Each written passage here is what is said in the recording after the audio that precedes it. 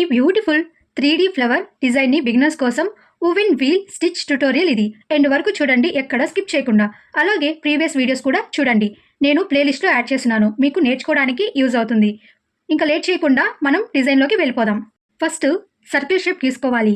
మీరు 1 రూపీ కాయిన్తో అయినా ఏదైనా చిన్న బాటిల్ క్యాప్తో అయినా సర్కిల్ షేప్ తీసుకోండి.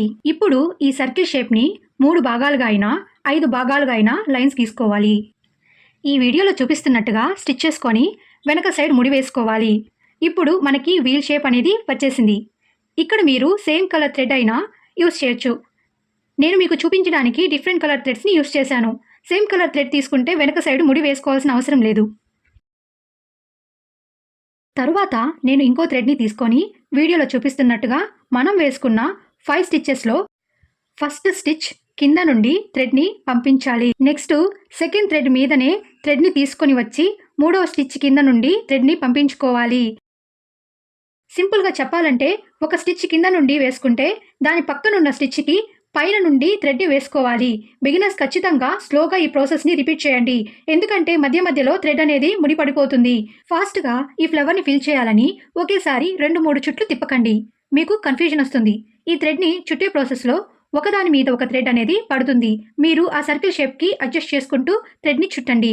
ఇక్కడ నేను థ్రెడ్ని ఫ్లవర్స్ని కొలుస్తున్నట్టుగా 3 మూరలు థ్రెడ్ అనేది తీసుకున్నాను.